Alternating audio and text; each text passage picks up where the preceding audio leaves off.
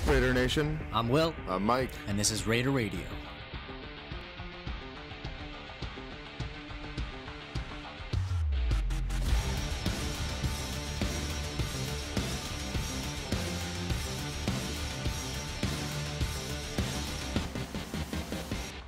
So how's it going there, buddy? Not gonna lie, it's been better. Why is that?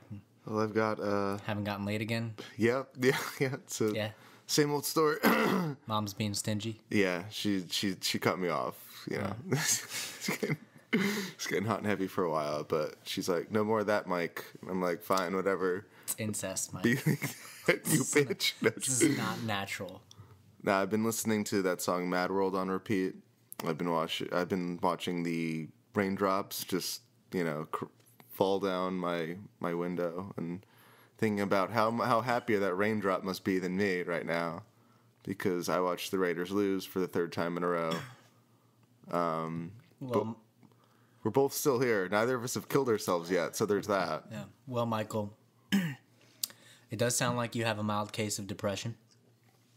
And I'm here to prescribe you one dose of a man the fuck up. How about that? Coming out aggressive. Like get the fuck over it. Like, we've been here for 16 fucking years now, and now you want to act like this is brand new. Like we're not used to this here. Like, we lost. We're losing. The team's not as good as we thought it was. Like, let's not get emotional over it. Like, we had our week one heartbreak, and even I was here on the microphone bitching and moaning about it. But we're almost a month into the season now. The Raiders are what they are, and Raider fans have to acknowledge that. Like, I still see a lot of delusion from a lot of people out there in regards to this team, and the quicker you can accept that, the quicker most of Raider Nation can accept that, the easier the season's going to get, the better it's going to get, really, because there's nowhere else to go but up. I mean, I can understand, like, it was a shitty feeling back in the days with Jamarcus Russell when you thought that there was no hope, and then to have hope and then have it ripped away from you. I understand. But the fact of the matter is that the hope was misguided. It was misplaced. We were projecting onto this team, onto a lot of these players, our own desires, and not actually seeing them for what they really are. And that's an 0-3 team, bottom two teams in the NFL right now. Right there with the Houston Texans. Well, I mean, me and Will here, Billiam, as I call him sometimes. No, he doesn't. I call you Bill all the time, but behind your back. We were planning on doing just another, week 3 game wrap up, but we decided the last minute because we're too depressed to talk about it. I think it's time to look at the bigger picture here. Like you said, there's hope. Right? We're not the Cleveland Browns, so there's always that. I still think the team is in good hands. Personnel-wise, player evaluation-wise. Why? Why do you think? I was going to say, who knows? Because yeah. I was going to say, why would you think? No, that's the opposite. Because why would you? We know Reggie Nelson's. I was going to say Reggie McKenzie, but hopefully Reggie Nelson as well is not in the team next year. But I think the team's in good hands, like coaching-wise, schematically. I'd still take John Gruden over 80% of the coaches out there who are head coaches right now.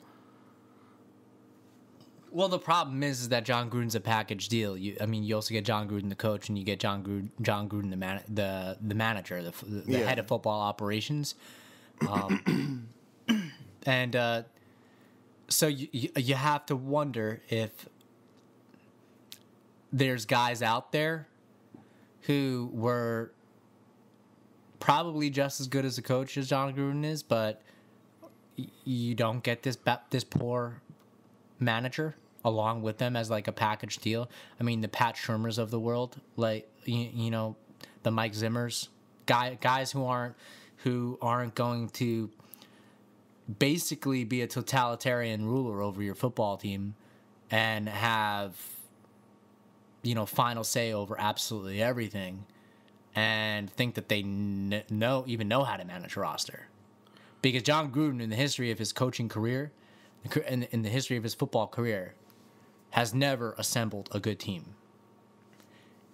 The teams that he has brought to success, to winning, were assembled for him. One by Bruce Allen and Al Davis, before Bruce Allen was hired, and the other one by Tony Dungy when he took over for the Buccaneers. So that being said, I don't think I can say there's no coach I would rather have. Well, give me Bill Belichick. I mean, yeah, I guess so. But, as much as I hate that man. I'd like blowjobs every day. But every day? Yeah, I'm more of an every other day kind of guy. I need my body like a day to recover. Well, that's because once you hit puberty, your mom and you could easily maintain an erection. Maybe you'll think otherwise. Your mom's sometimes she goes too far. But for now, listen to your depressing music. Look out the rainy fucking window and let the big boys get their dick sucked. All right, because I mean the fact of the matter is that this is worse than what we thought. This is not worse. This is okay. Well, I disagree. This is not. It's bad. It's bad, right? But the fundamental problems, when you hand a man $100 million, is all of a sudden he's the decision maker, and he's got no. It's like George Lucas with the Star Wars films. All of a sudden, there's no one there to say no to him. The limitations are taken away, and for better or worse, your future is in this person's hands and their decision making abilities. Well, I would just say you're slightly wrong there. Because if Mark Davis doesn't want to waste his $100 million in the offseason, he says, Gruden, love you, boy. I still believe in you, but I'm hiring a GM. You can help with the hiring process. Who the hell is going to be the GM? That's going to be like who's going to walk into that position and be like, oh yeah, someone who controls everything, and I'll just be like there on the side to fill this position. No, I don't think that. I think that. Who the hell would want that job? I'm saying if Mark Davis doesn't want to waste his $100 million, next year he's going to significantly reel back John Gruden. I mean, I think that's your only choice. I don't know how that's going to work practically, though. I mean, because you give someone power and control, and you're like all of a sudden like, oh nope, you fucked up, you didn't do your job, so I'm taking this away from you. How are they going to act? That's just let him focus on coaching. What does that do to the power structure within the team? That fucks up the whole chemistry of the front office. There is no power structure. There is no structure to the team. Yes, there is. There's John Gruden at the top. There's one guy at the top. There's John Gruden at the top, and it's Reggie McKenzie below him, pretty far below. But when it's a one-man show, the structure doesn't fucking matter. Like it. I mean, did you see the article? The news reports coming out that there's two personnel departments. Yeah, I saw that. I don't know how real or factual that is, but unless you work in the building, it's hard to say. But I mean, you want to talk about dysfunction, dude? That's the epitome of it. Well, two like factions within your own organization. Yeah, I mean, that's bad. I don't think that's the truth. We don't know. We don't know that, but. I'm super skeptical all the time of media reports and shit like that. But this is the worst case scenario because this is not the worst case scenario. I mean, you're gonna tell me Derek Carr playing like a shitty ass quarterback is not the worst case scenario here? Well, I'm sorry. Like when we traded Mac away, I was bummed, dude. So we all were. I was really fucking bummed. But in the back of my head, it's like 9/11 for Raider fans. No, that is not 9/11 for me. Like Khalil Mack being traded away is like the fucking plane hitting the Pentagon, and I'm like, oh shit, that's bad, but it's the fucking Pentagon. At least who cares, right? Yeah, at least we got the Twin Towers, right? Oh, awkward. Right? And then Derek Carr goes and shits his fucking pants on Monday Night Football. Yeah. And really that completion percentage game, the 90% completion percentage. I mean, I said that week that was a little bullshit and it wasn't really that great of a stat. I mean, this is the worst case scenario because Derek Carr does not look like the future now. I mean, we're the sixth best offense in the league in yards. All right, we are bottom of the barrel. We are a bottom 5, bottom 10 team in scoring. What does that tell me? That tells me that, at least as a coach, Gruden's doing his job. His offensive system is working. who do I put the scoring on? If we're moving the ball and the yards are coming, whose fault is it that we're not scoring? It's Derek Carr. We were looking up the box score for this Miami Dolphins game, and it's 340 yards, a touchdown, and 2 interceptions. A year ago, what was Derek Carr's box score against the Miami Dolphins? 300 yards, a touchdown, and 1 interception. I think it was 2.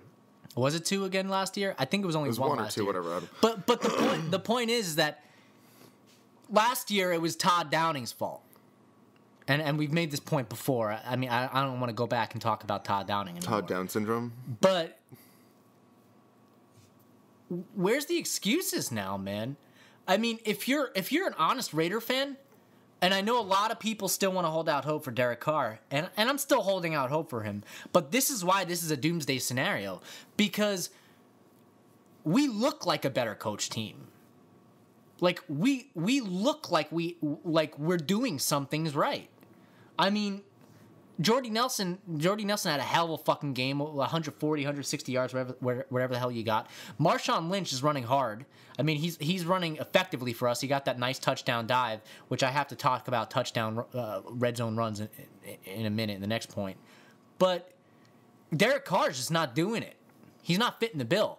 I mean, at this point, you can go out there and get a lot of average quarterbacks that'll get you 300 yards, a touchdown, and 2 interceptions, and a losing day.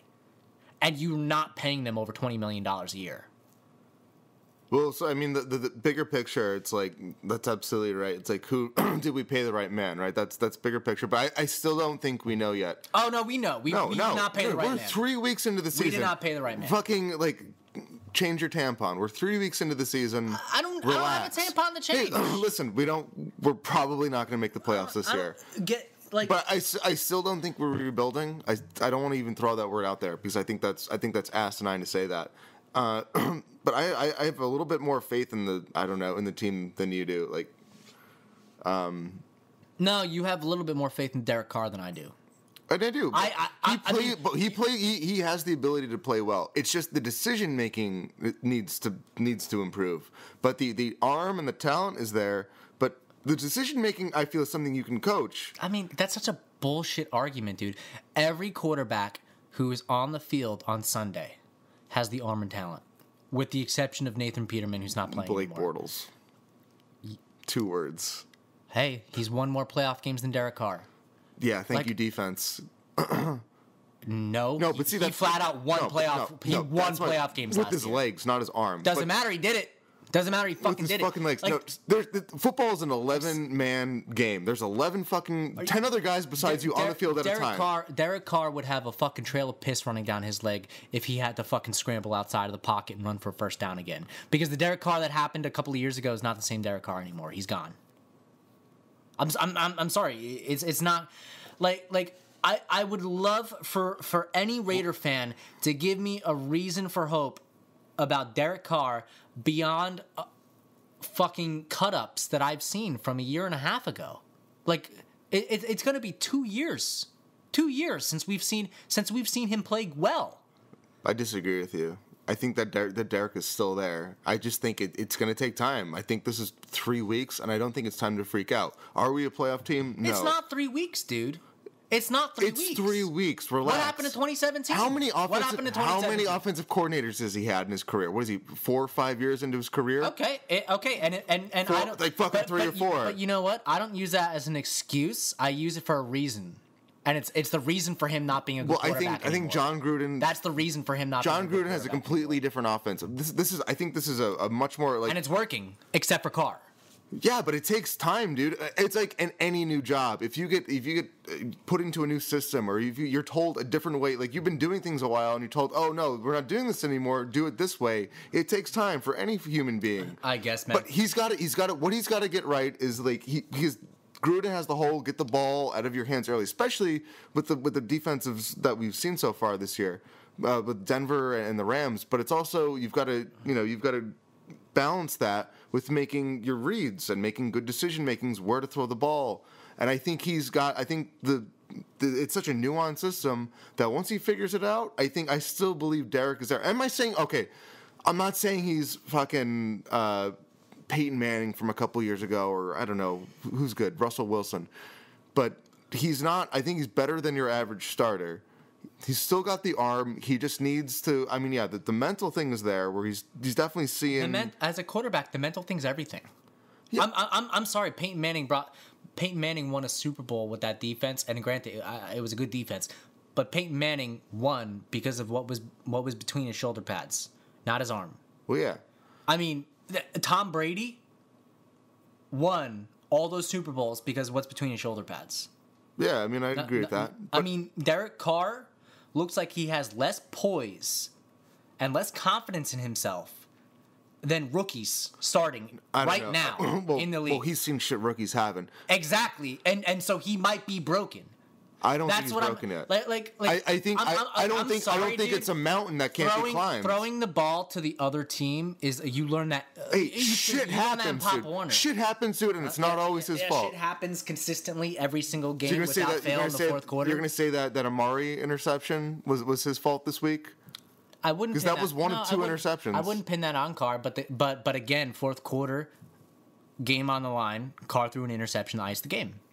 And so you're going to say, oh, shit happens. Well, I mean, is this the third time it's happened now with a fourth quarter interception that basically ended our chances of winning? The third time now. Hey, the whole team is stalled. Don't just put this on Carr's shoulders. The whole team is stalled because the defense has a very limited amount of talent on it, and they've been playing damn well for a lot of the game. They've been collapsing late. They've been collapsing late, and they have. Don't get me wrong, because the defensive line's on a short rotation. I mean, well, they're gassed. Yeah, they're covering for a long time. Yeah, I'm not gonna come out here and say that the defense is doing us favors, but they're. I mean, I guess my point is that for everyone's talent, accounting for their talent, everyone's kind of trying or doing their job in a way. Well, no one's not trying, you know. No, trying is a bad way to say it, but everyone's doing their job in a way. We look like a well-coached team. We look like we have a good scheme. We look like we have players that can thrive in the scheme. I mean, each week we're seeing a player flash. Jordy this week, Amari last week. Yeah. Marshawn Lynch is running well. But come on, let's not forget Derek Carr's game last week too. I mean, okay, I get it. I get it. The whole West Coast offense thing. How much did he score? He had a good game though. How much did he score? Are you going to say he hurt the team with his performance? Yeah, he did. Oh, so wins and losses is solely on the quarterback. Listen, I'm not saying he. That's why he's getting paid. That's why he's getting paid tens of millions of dollars than anyone else on the roster. Well, he's a quarterback. On the roster. He's a quarterback, and that's why the wins and losses are on him, and that's why the red zone offense is on him, and that's why scoring points is on him. I'm not going to take. I'm not going to give him. He had 345 yards this week. How many of those yards were yards after the catch? How many of those yards did Jordy Nelson get for him, or Jalen Richard with almost 60 yards receiving? Because those are all outlet passes. Derek Carr is not moving the ball in the air.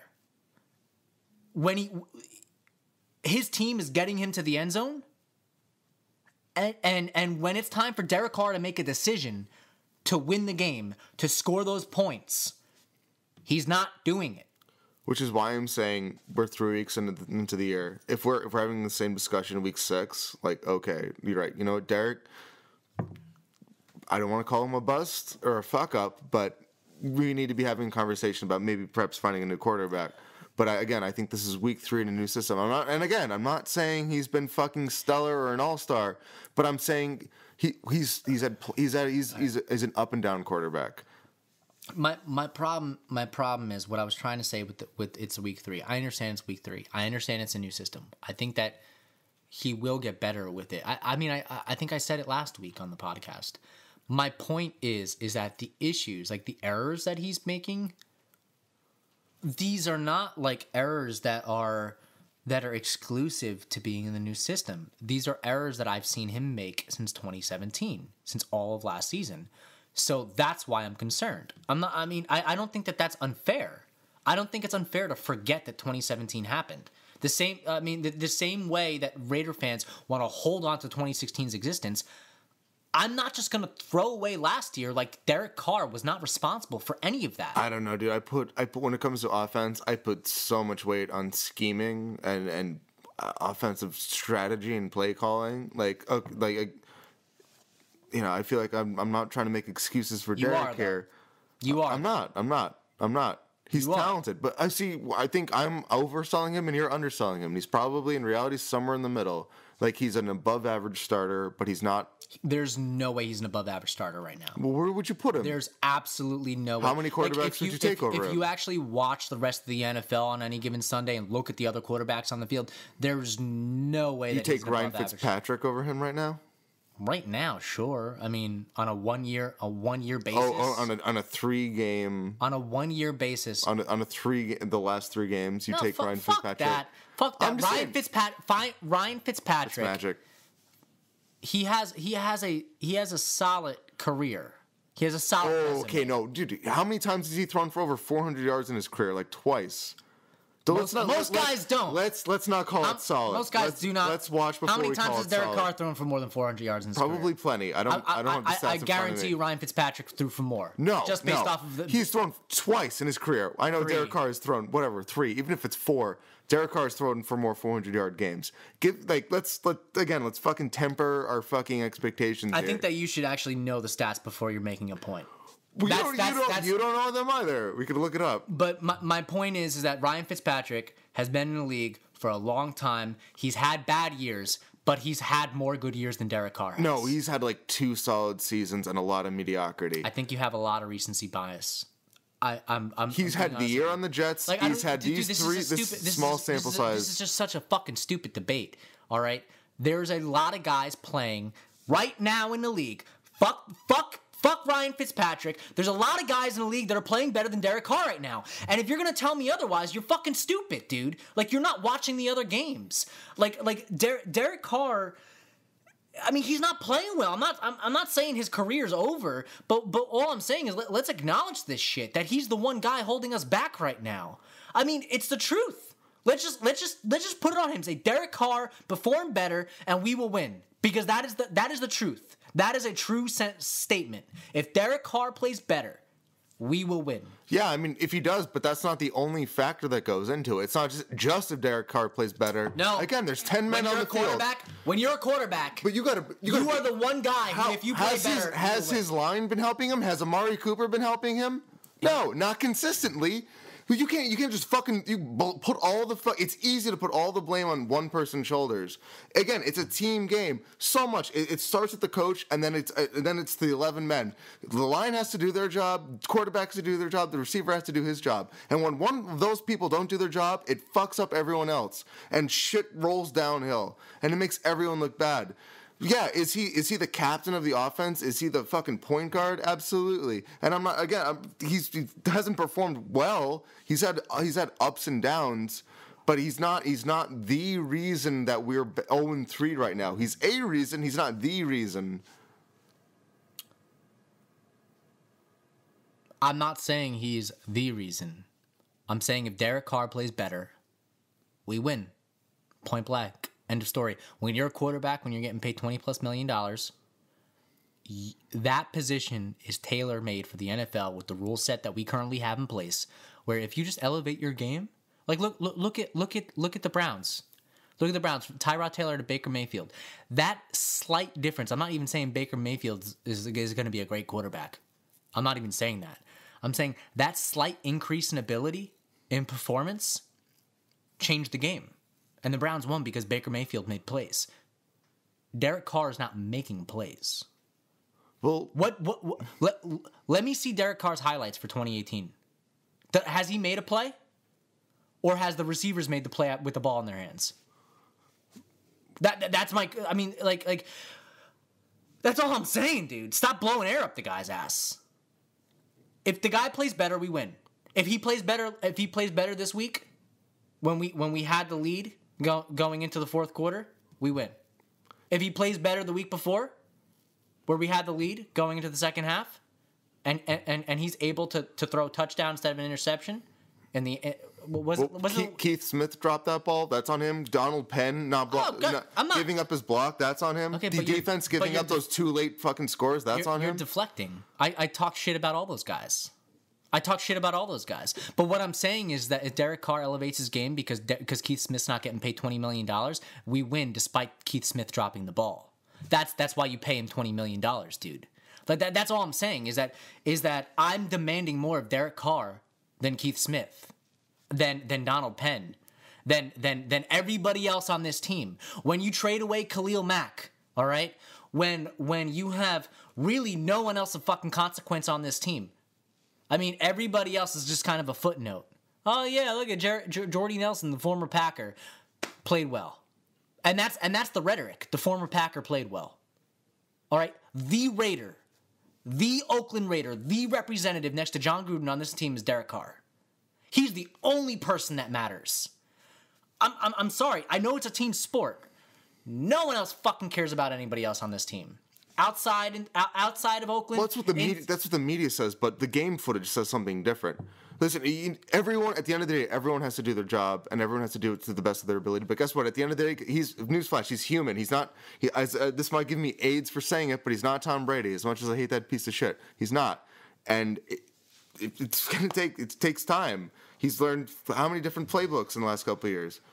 I feel like we're going around in circles. Like, yes, he needs to play better. Is he the sole reason we're losing? No. Okay. Fair enough.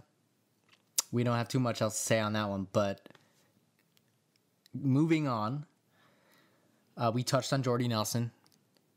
He arrived to the tune of 173 yards, a touchdown.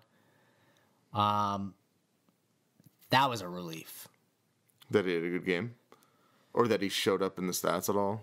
Yeah, I saw a tweet where someone said that because like there's this weird rhetoric around Jordy Nelson. What, that he's old and not good or anymore? Just speed. Yeah. Like people have been obsessed with how fast he is since he came to the league, probably because he's white. Where like I remember when he first started playing well, like Aaron Rodgers had to tell people like, oh yeah, like he's fast, he's not slow. You know, and then like it took a while for people to realize, oh, Jordy Nelson's fast.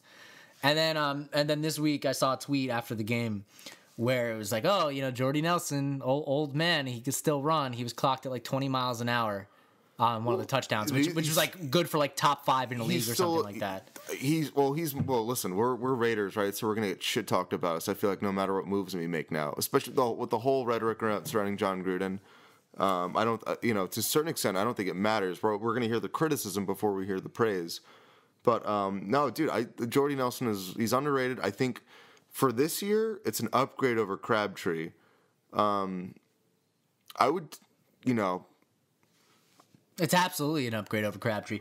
Fuck, I'll tell you one thing. I would have preferred having Jordy and Crabtree rather than Jordy and Cooper. I mean, I loved Cooper coming out, and he was my favorite wide receiver. I was jumping with joy when we had him. His talent, all the talent in the world still. The speed. Yeah, if we don't re-sign him, he's going to go off somewhere. He's going to explode. But yeah, because that's the way. And then we'll re-sign, and if we do re-sign him, just being a Raider fan, he'll get like 400 yards and a touchdown a year. Our fucking luck. That's just the way it's going to be. Yeah. But we got to move over to the defense because we wasted a ton of time on Carr. You want to talk about? But I want to talk about people losing the game, or you want to talk about? Well, there's one offensive fucking play that I have to talk about, and I'm gonna pin this one on John Gruden. Like this play infuriates me. It really fucking pisses me off. Wait, can I guess? I know the play you're talking about. Take a guess. Keith Smith getting the ball instead of Marshawn. Absolutely, Keith Smith getting the ball. Yeah, all right. was John Gruden's upset. Okay, I want to know who in Gruden's family got fucked by Keith Smith. I want to know, like, what his obsession with Keith Smith and the fullback position. Like he's some sort of fucking mastermind. John Gruden thought up the fullback position. I don't know if you heard about this, but he fucking invented the fullback. All right, and I mean, like he's acting like there's not a reason why like the NFL has moved away from the fullback in a way. Like Keith Smith is Jerome Bettis on 4th and short. On the goal line, right? 4th down, yeah, that was in the first quarter of the game. All right. Now, my philosophy is that if you cannot get a yard or a half yard, you don't belong on the field. So when a coach trots them out there to go for it, I'm like, fuck yeah. I'm like, yeah. This is absolutely great. Like, this is the smart thing to do, or not even the smart thing to do. On principle, this is the right thing to do. Well, if you don't make it, they're at the 1, right? So that's worst case scenario, other than like a pick 6 or whatever. Yeah, but here's the thing, man. If you've got Marshawn Lynch on your team, yeah, I agree. The guy who fights for 5 yards after the fucking after the handoff. The guy who with a couple of yards and goal to go got you a touchdown later on in the game. Yeah, well, dude, it's I understand you wanted the misdirection as a coach, but it's like, did you watch the Super Bowl where Seattle lost because of that? Like, yeah, I know a lot of people. Hand him the ball. I mean, that's one example, and that's the easy example to make. But the point is, don't get fucking cute with it. You're gonna outthink yourself, man. The reason why, like if John Gruden knows so much about the fucking fullback position, like the reason why you put the ball in Marshawn Lynch's stomach and have a fullback in front of him with a yard to go is for that, because on that play what happened is that the guard got pushed back in Keith Smith. Now if Keith Smith was the lead blocker instead, Marshawn Lynch was running behind him, different fucking story. Keith Smith picks up the penetrating blocker and Marshawn Lynch just jumps over the top. Like he did later. Exactly. He did it later in the game. So for me, if you're gonna fucking run Keith Smith, of all fucking people, kick the field goal. Take the 3 points. Like, if you're gonna be a pussy bitch about it and try to fucking outthink the other fucking person, you're on the 1 fucking yard line. You're not there to outthink. You're not there to fucking get smart or act cute. Well, no one fucking cares how much football you know, John Gruden. You can also make the argument because there's 11 guys on the field, and when you trot them out there on that play, you're just telling them, beat that guy in front of you. Just push him back. Just push him back and fucking fight for that yard. I mean, that was one of the dumbest plays I've ever seen. Like, I don't know. If he gets in the end zone, he's smart. But he didn't. He didn't. It's just the line getting beat. Just people getting beat. It's beyond that, because I'll accept that. If Marshawn Lynch ran the ball and we got beat, all right, we gave it to our best chance. Well, I do not feel like John Gruden's play call put us in the best possibilities to succeed there. And I mean, it showed. What happened. It showed. That was a bad call. That was a bad play. It's a decision. It's a call you have to make, and yeah, you made the wrong one. How many fuck up calls are we gonna do highlighting this offense around Keith Smith? I hope you'll learn from your mistakes, because he's fucked up twice. Yeah, no, Gruden hasn't learned from his mistakes, because he has these pet players. Like, people wanted to make jokes for the longest time about Al Davis scholarship players. Well, folks, John Gruden has scholarship players. All right, Keith Smith. He's very much on the line of Al Davis. Yeah. Keith Smith, Johnny Townsend, the fucking the guy who does not have a job on most other teams because he's not even an average punter, and you have other guys out there who played for NFL teams who you could just sign. You just sign those guys and instantly have a better punter. I mean, there's just some stupid decisions being made here. And that was one I had to highlight, because if John Gruden doesn't get his head out of his own ass, I think that there's a serious ego fucking thing going on here. Where ego thing, he's a $100 million man. Yeah, and he wants to act like he's humble about that shit. But no, there's some ego there. Of course there is. When on the 1 yard line you're running Keith Smith over Marshawn Lynch. I'm sorry. You shipped away Alawali, who was kind of a nice fullback. He was good. He was decent. Fullback, there's not much to say about having a good fullback anymore. It's oh yeah, we're the Oakland Raiders. We have a good fullback. Oh, good for you, buddy. Well, yeah, it's an outdated position. No one fucking cares. So you moved away a guy who was good, serviceable, and he made some pretty big plays for us, and you brought in Keith Smith, a guy who's playing fullback because Gruden likes him. Yeah, pretty much. You know, he had one decent season at fullback, and then one bad season at fullback in Dallas. I just pretend like the second season where it just didn't happen. But had to touch on that. Moving over to the defensive side of the ball, there is 2 players that jumped out to me last week. Reggie Nelson. No. For his awfulness. Absolutely no. Dude, he's terrible. Actually not. Two guys stood out to me.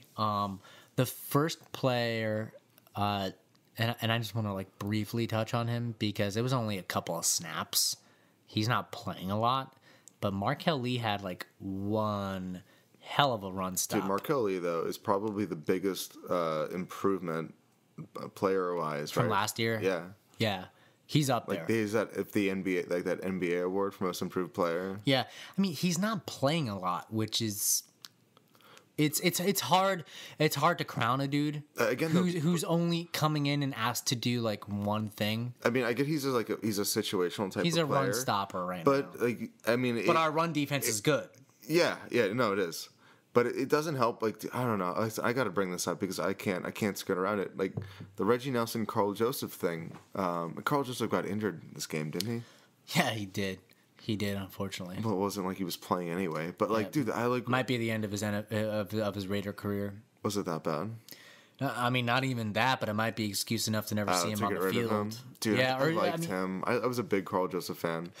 He was undersized. Yeah, but like I mean, you know, we've seen him make plays before. But I that's another thing where it's like your confidence is shaken as far as personnel decisions on this team. And I think that has to do with Gunther more than it has to do with Gruden. Gunther. But like fuck, that was our first round pick 2 years ago. I want to see him fucking play. Like and we all know what Reggie Nelson is. But that's why like I guess as a fan too, I'm so confused because it's like as a fan we see this just watching game film. It's like why don't the coaches see this, or is there like some kind of personal bias, or do they see something we don't? If we're gonna be honest about Reggie Nelson, he's been playing pretty well in the box this year. My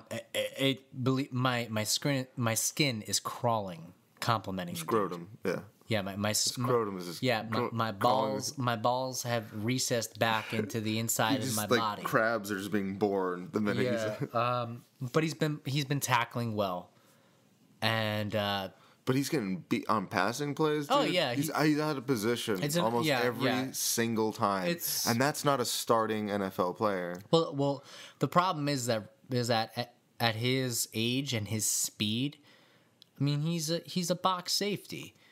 He could probably light up the box score on a team that only uses him in that role, in my opinion. But the problem is that why is he getting so many snaps? Because we don't have a free safety on the roster. Like if I thought that Carl Joseph's best chance at succeeding, and which is why I was pounding the table for him to be on the field over Reggie Nelson, is to take the guy and move him to free safety. And have him be that free safety who has the speed to at least run with the guys down the field, but can come down and lay a hit. He can do that. We've seen him do that. But I mean, maybe the mental aspect of his game is the part that needs to be developed. But guess what? You only learn that by fucking trying. You know. Yeah. I mean, there was talent there. I just hate to see. I honestly, listen. Yeah. You're hitting the reset button on that position. We have no safeties on the roster for next year. Yeah, Gilchrist is gone. He's probably a 1 year stopgap, right? I mean, he's just not even that very talented. Yeah, he had a decent game. I saw him make I saw him make one nice tackle, this last week, but it's not. It's not. Yeah, it's not. You're replaceable. Yeah, I mean, let's not even pump Carl Joseph up that much. Carl Joseph, Reggie Nelson, Marcus Gilchrist. You can walk away from all three and feel like you could improve. Yeah, all three. I mean, I would just want to keep Carl because he's obviously the young piece, and he's a first round pick. You don't want to see him go, soon. Yeah, but we don't have safeties on the roster. But Mark Ali played well. The other guy that I wanted to touch on was Arden Key. One thing that really pisses me off gonna have a little. I mean, a lot of things piss me off. Oh, really? I'm a very angry person. You should just put it all down inside like I do and just hold it. Yeah. Yeah, It's good for you. yeah, and then just get drunk and call every girl, every just girl that call every girl every that ex-girlfriend that you slut. yeah, that you've ever held hands lace style with. No, Art and Key had a hell of a game. My complaint is that we got the Pro Football Focus, the cheap subscription Because we're poor. because we're poor and we're obviously not making any money off the podcast. Well, it probably means I just need to sell my body in the streets a couple more nights. I mean, I'm already working overtime. It's hard when you get those 40-cent hand jobs. I mean, I don't know what to do. I need a marketing consultant. Yeah. So if any day out there is into marketing, you know. Your mother's been pissed about your take home. Absolutely, dude. She's done double at least on the streets. But how does Pro Football Focus? You pay for that player rating thing. And then it gives a big middle finger, like, oh, you want more stats? Guess what? Well, fuck you. I don't even want the advanced metrics, but I got a tweet on my Twitter, which I signed up for free, saying that Arden Key had like a 90 score game, and you go on the website, and I guess their scores are like an aggregate rating. Mm. Where he's still got like a 60 or a 70, and that might be good for like an average or whatever. Gives me an idea how he's doing overall for the year. But how the fuck am I supposed to know? I gotta log on to Twitter. Hashtag fake news. Yeah, like you're paying for the service. I want to know what he got last game. We should start to make our own player ratings. Oh yeah. You get on that, Mike. You know what? You get on that because you're well equipped for that shit. I'm a math-ish. I'm a math-ish musician. But Arden Key had a good game. I'll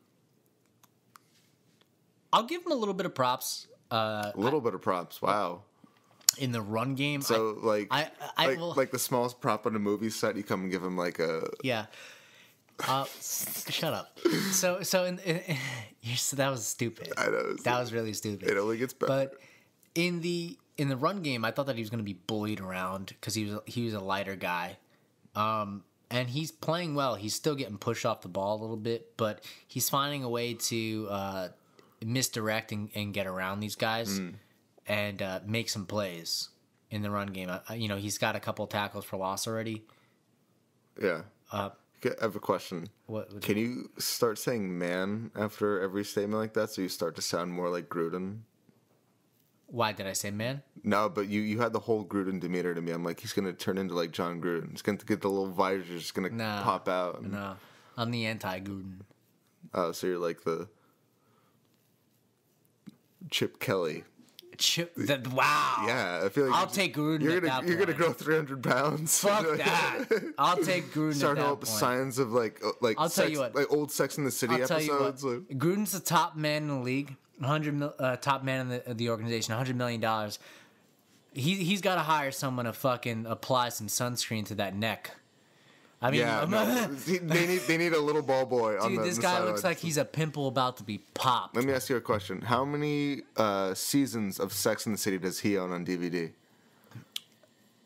I don't think that John Gruden owns a DVD. Oh, I mean Chip Kelly, not John Gruden. Oh, Chip. Yeah, I mean, he's got a lot of time to watch it, right? Does he have a college job I again? think he's an offensive coordinator somewhere or something. Yeah, I don't know. Well, it's college, right? But wait, are you saying John Gruden's neck looks pimply and red? His whole face did. Well, because his team's fucking up and he's angry that no one's running his scheme right. He's sitting there in the Miami sun. He's stroking out in the sideline. Yeah, no. Getting pissed at Derek. He looked rough, but beyond that, on defense, not too many other guys to talk dude. about. I mean, Rashawn Melvin's been a nice pickup. Of course, yeah. The worst part about that is that it's a 1-year deal. Oh, good. So we get to it's just a tease for what could have been. Yeah. We're like, all right, this is what a decent defensive backfield looks like, and we might see a massive fucking drop off next year. Yeah. Because it depends. I mean, I don't see us signing him again, but I part of me wishes we could. Nice silver lining of all things. Silver and black lining. Garyon Conley. He's good. I mean, he's one Mackenzie starter has a job. There we go. He's like, he has games where he's average. He has games where he's good. Yeah. I'll take average. Yeah. Hey, I haven't seen a cornerback in silver and black play average for a long time. David Amerson. That 1 year. I guess.